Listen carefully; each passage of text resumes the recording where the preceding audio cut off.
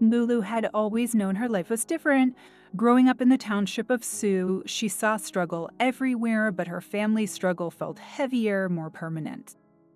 Their one-room apartment was falling apart, cracked walls, a half-broken fan, and a lingering smell of street food smoke that crept in every morning through the window.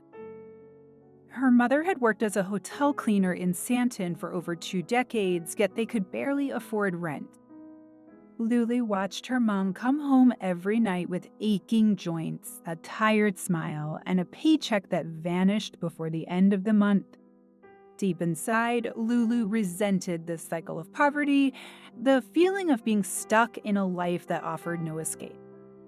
As a child, she dreamed of a different life, one where she didn't have to worry about every cent, where she could walk into a store and buy whatever she wanted, where people looked at her with admiration, not pity. As she got older, her dreams found shape through the glowing screens of Instagram. Late at night, when the township quieted down, Lulu would lie in bed and scroll endlessly, watching girls her age parade through luxury malls, sipping champagne, wearing flawless wigs and designer clothes. She didn't care whether their lives were real or not. What mattered was that they looked free from the kind of life she hated. She followed influencers with perfect bodies and perfect captions like hard work pays off and some of us are just built different. The more she watched, the more she believed that this was the way out. But not everyone around her shared that belief. Her best friend, TBI, warned her constantly. "Lulu, life is not Instagram," she would say. "These girls have sponsors." Some even do dark things to keep that lifestyle. But Lulu refused to listen. "Life isn't supposed to be this hard either," she would snap back. "I won't be another struggling Sioux girl scrubbing hotel floors." She didn't want pity. She wanted power, transformation, something bigger than her small corner of the world. Then one day, the door to that world opened, or so it seemed. While scrolling Instagram, Lulu came across a post from Zara X, a glamorous influencer with over 600,000 followers. Zara was everything Lulu admired: beautiful, confident, rich, and unapologetically bold. The post read, "Looking for a personal assistant, must be beautiful, stylish, and confident. DM if interested." Lulu's heart raced. Without thinking twice, she typed out a message. "Hi, I'm Lulu. I'm confident, stylish, and hardworking. I would love to work with you." She hit send and prayed. Minutes later, a notification popped up. Zara had replied, "Meet me at Santon Mall tomorrow, 3 p.m. Hamro." 3 p.m. "Wear something nice," Lulu screamed. It felt like her life was about to change. She ran straight to TBI's house to share the news, eyes wide with excitement. Wad looked concerned. "This is dangerous. You don't know her." But Lulu was already too far gone. "Do you know how many girls would kill for this chance?" She shot back. For the first time in her life, she felt seen, chosen not by the world around her, but by someone who had already escaped it. She didn't know what was coming next, but one thing was certain: she was ready to leave everything behind for the chance at something more. The next day, Lulu showed up at Santon Mall wearing a borrowed dress, cheap makeup she tried her best to make look expensive, and the only pair of heels she owned. It was her first time stepping foot into a luxury space like that. The moment she walked in, she felt out of place. The women gliding past her were designer everything: bags, perfume, flawless skin, bodies shaped by money. Lulu tried to stand tall, pretending she belonged. When she spotted Zara at a private table, it felt surreal. The influencer barely glanced up and said coldly, "You're late," even though Lulu had arrived early. She apologized quickly, swallowing her nerves. Up close, Zara was even more intimidating, gorgeous, sharp, dripping in gold. Lulu tried not to stare. "You're pretty. That's important," Zara said, eyeing her carefully. "But can you keep up?" Lulu nodded, forcing confidence into her voice.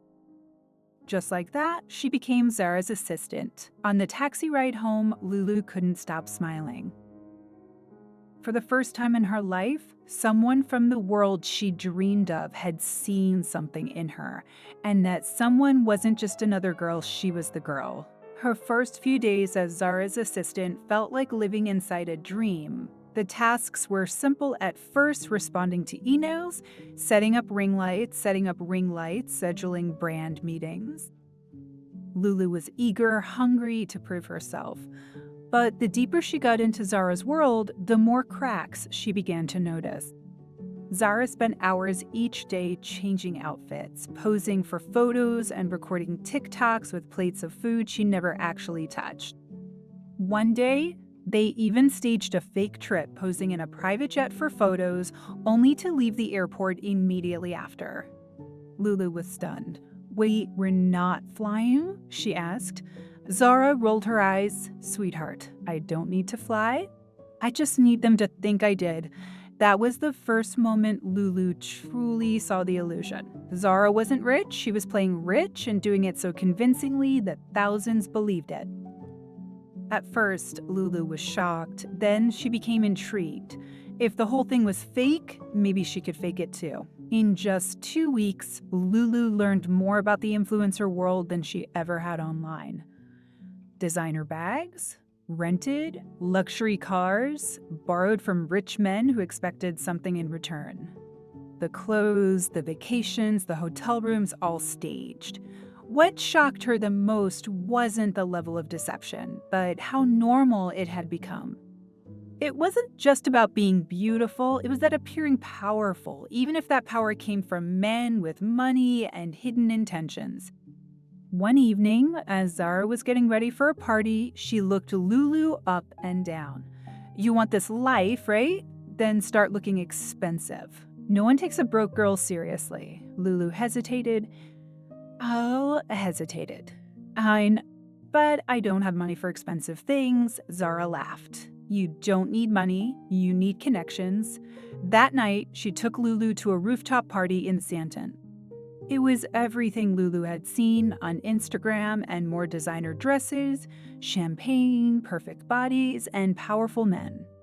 As they sat down, Zara leaned in and pointed. "That's Chief Damien. He likes beautiful girls. Just smile." Lulu's stomach turned. She had heard about sponsors before, but now one was walking directly toward her. That night, Lulu sat across from Chief Damon under the warm lights of a rooftop lounge, her hands tightly clasped on her lap as he poured them glasses of expensive wine.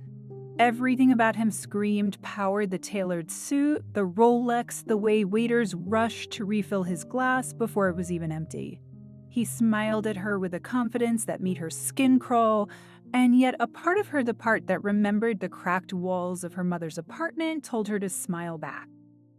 "Do you like nice things?" he asked, his eyes lingering a second too long. Lulu swallowed hard. "Yes," she answered, almost a whisper. By the next morning, her bank account had 30,000 rand sitting in it. She had never seen that much money in her life. Her fingers trembled as she stared at the phone screen. Then, without thinking too much, she posted a picture from the night before with a caption that read, "When you work hard, the rewards come." The likes poured in. No one asked questions, no one cared where the money came from. And in that moment, Lulu realized she was officially part of the game. The money didn't stop, but gifts got bigger. A new wig here, designer shoes there. Chief Damien would send money without her even asking. And soon Lulu was living the life she had always dreamed of: brunches in fancy cafes, shopping in high-end stores, sleeping on silk sheets in an apartment she used to walk past and daydream about. But with every new luxury came a bigger hunger. It was never enough. Zara noticed this too. One evening, while they sat on the balcony of her penthouse overlooking the city lights, she leaned over and said, "You're not taking full advantage of your position." Lulu raised an eyebrow. "What do you mean?" Zara smirked. "One man can't carry your whole lifestyle. You need options, a roster, Lulu's stomach twisted. She hated the way Zara called them clients. It sounded so empty. She thought Chief Damon was enough, but Zara just shook her head. Men get bored. If you want to stay relevant, you have to stay desirable. It's not about love, it's about leverage. Lulu sat with those words, unsure. She didn't want to sleep with different men. She wasn't even sure she liked the one she had now, but Zara didn't push, at least not directly. Instead, she started guiding her into the next phase, perfection. In this game, the body is your biggest asset, she explained. You have to invest in it. Lulu looked down at herself. She had always been considered pretty, but next to women like Zara with their tiny waists, perfect curves, and camera-ready beauty, she felt ordinary.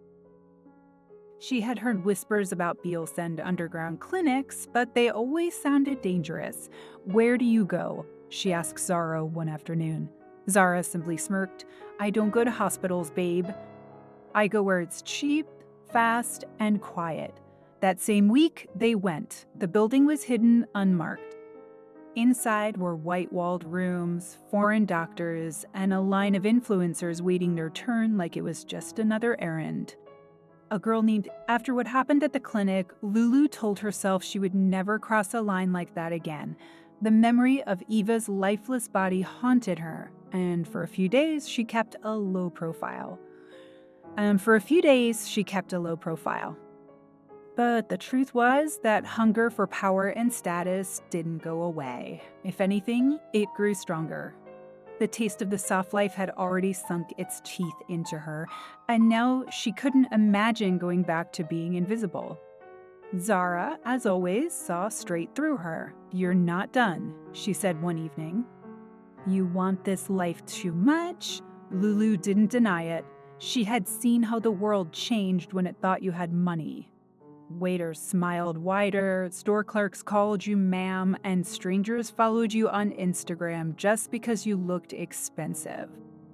But Zara had one more card to play. "Surgery is nothing," she whispered. "If you want real power that no man can resist, you need something else." Lulu raised an eyebrow. "Like what?" Zara leaned in and lowered her voice. Charms. Something that makes men give you anything without question." "You think these billionaires are generous just because we're pretty?" "No, baby, we use real tools." That night, they went to see the woman. Lulu expected some old lady with bones and beads, but the woman who opened the door looked like a model. Her skin glowed, her outfit was chic, and her eyes held something ancient and terrifying. She led them into a candle-lit room covered in strange symbols and handed them black cloths. "Remove your clothes and wrap this around you," she commanded. Lulu hesitated but obeyed. Then the woman brought out a bowl of thick black liquid. "Bathe in this, and no man will resist you." Zara went first, rubbing the potion into her skin like it was gold. Then it was Lulu's turn. She dipped her fingers into the bowl, trembling, and spread it across her chest, arms, and thighs. The moment it touched her skin, a rush of fire surged through her. The woman laughed. From tonight on, they will obey. And she was right. The next day, Chief Damon, who had ignored Lulu's texts for weeks, suddenly wired her 200,000 rand. Another man she barely knew sent her a car. Her DMs flooded with offers. The power felt addictive. Her Instagram following shot up past 50,000. Brands started sending her peer packages, some even offering her deals. She was getting noticed in malls, strangers coming up for selfies, girls asking for advice. Her phone buzzed nonstop. And in the middle of it all, Tubai sent her a message. "Lulu, I'm so proud of you. You're really making it." Lulu stared at the text for a long time, unsure how to respond. TBI didn't know the truth. She didn't know that the picture-perfect bags and vacations were paid for by men Lulu barely liked. She didn't know about the rituals, the lies, the private mansion parties with whispered deals in the corners. She believed Lulu had worked her way up. That innocence made Lulu feel hollow, but she wasn't about to tell the truth. No one wanted the truth, they wanted the illusion. So she gave it to them. She posted curated photos, wrote clever captions, and smiled for the camera. She told the world she was a rising star, and the world believed her. But behind the filters, something darker was taking root, and deep down, Lulu knew it was only a matter of time before the cracks started to show. It started with a message, just a single anonymous DM that read, "You think you can fool people forever? Wait and see." Lulu stared at it for a few seconds, heart racing. There was no profile picture, no followers, just that one cryptic threat. She tried to shake it off, but something about the tone made her uneasy. Moments later, her phone rang. It was Zara. "Check Twitter," she said coldly. Lulu opened the app and froze. Her name was trending. A gossip blog had just posted an expose on her. The headline read, "Johannesburg's newest It's Girl?" Or just another slay queen with a sponsor? The article claimed Lulu had been funded by a married billionaire and had lied about her rise to fame. They even listed supposed bank statements, private gifts, and leaked texts. Her stomach dropped. She felt like the ground beneath her had cracked open. The life she'd built, carefully curated and protected, was now on fire, and someone had lit the match. Lulu didn't need to guess who was behind it. Only one person knew that much detail. Only one person had the motive. That evening, she marched into Zara's penthouse, shaking with rage. "Why?" she asked, standing in the middle of the room like a storm. Zara, lounging on the couch with a glass of wine, barely looked up. "You were getting too big, too fast," she said with a smile. "This industry doesn't like girls who forget their place." Lulu felt like she had been slapped. After everything, after all the loyalty, the sacrifices, the silence, Zara had turned on her. "I thought we were friends," she whispered.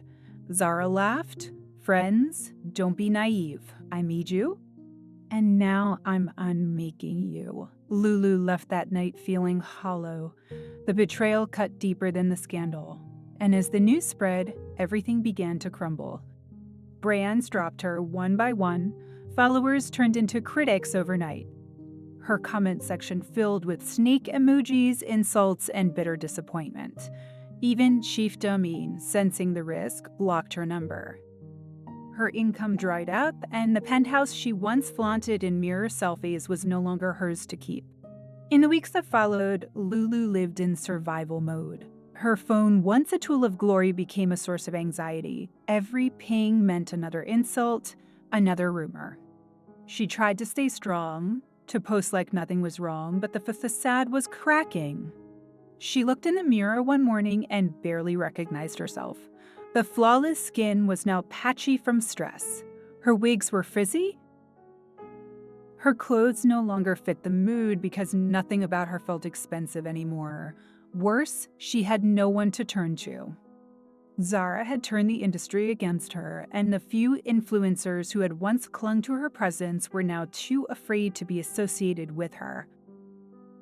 She had spent so long building a brand, but she had no real friends, only followers, and followers, as she was learning, didn't stay when the shine wore off. They left, they laughed, they laughed, they dragged. She sat in the dark one night, scrolling through comments under her latest post, "Fake life." Should have known, another slay queen down. She wanted to cry, but the tears had already run dry. Something in her snapped. If the industry was going to destroy her, then she wasn't going out quietly. She wasn't going to beg, she was going to fight back. And this time, not with selfies, but with something even darker. Lulu had nothing left but anger. The betrayal, the public shame, the cold silence from people who once praised her, it all hardened her. If Zara had declared war, Lulu would fight with everything she had, but she no longer believed in words or social media posts. This battle called for something deeper, something darker. She remembered hearing about a powerful Sangoma in the heart of Sioux, a woman known not just for rituals but for revenge. Lulu found her in a quiet, hidden part of the township. The old woman didn't need an explanation. "You have come to me broken," she said as Lulu stepped inside. The room was filled with flickering candles and strange symbols drawn on the floor. Lulu clenched her fists. "I want revenge." The woman nodded. "But revenge isn't cheap. Are you ready to pay the price?" Lulu didn't even blink. Yes, she was given a red cloth, a black candle, and a bottle filled with thick, bitter liquid. "Put 3 drops on your tongue each night," the Sangoma whispered. "Your words will carry power. You will bring down whoever you speak against." The first night she lit the candle and said Zara's name out loud, she felt something shift. The next morning, Zara was trending again, but this time for all the wrong reasons. Someone had leaked her bank records and private chats. The same people who cheered for her now turned on her like wolves. Her brand deals vanished. Her sponsors ghosted her. She tried to deny everything, but the receipts were too clear. Lulu watched it all unfold like a movie, a wicked smirk on her lips. One by one, everyone who had laughed at her downfall began to fall themselves. Chief Damon's affairs were leaked too. Several influencers were dragged into scandals. Lulu was no longer powerless. She was pulling strings from behind the curtain. Then one night, she called Zara. "What do you want?" Zara answered, her voice barely hiding fear. Lulu didn't hesitate. "To see you suffer," but Zara said something that chilled her. "You don't know what you've done. This industry doesn't let you win." Then she disappeared. Just vanished. No post, no appearances, not a single trace. Not a single trace. Rumors swirled. Had she left the country? Was she arrested? Dead? Lulu didn't care. She had won, or so she thought. That power, especially the kind born from bitterness and darkness, always comes with a cost. One night, Lulu began to hear whispers. At first, she brushed it off as paranoia. But then came the shadows moving across her room, the feeling of eyes watching her from corners, and a message from Zara's deleted account. "Did you really think it was over?" Lulu panicked. She lit the candle for protection, but the room felt heavier. Then came the knock at the door. When she finally opened it, there was nothing until a cold, rotting hand grabbed her wrist. Standing before her was Zara, or what used to be Zara, her eyes black, face hollow. Lulu screamed and ran, but she could feel the whispers chasing her. Days later, she was gone. A viral video surfaced showing Lulu roaming the streets in rags, muttering nonsense, still holding a red handbag and wearing heels like she was still trapped in her influencer fantasy. Her story spread fast. People commented things like "the price of fake life" or "be careful what you chase." And maybe that's the real lesson here. In a world obsessed with image, likes, and digital fame, it's easy to believe that what we see on screens is real. But the truth behind the filters can be ugly, dark, and dangerous. Lulu wanted to escape poverty, and that's a valid dream. But the path she chose came with secrets, manipulation, and the erosion of her soul. Not every opportunity is worth the cost, and not all power is real power. Sometimes chasing the illusion of success can lead us to lose the very thing we were trying to protect: our peace, our identity, our sanity. So the next time you scroll past a glamorous post or a perfect life online, take a breath and remember, if it looks too perfect to be true, it probably is.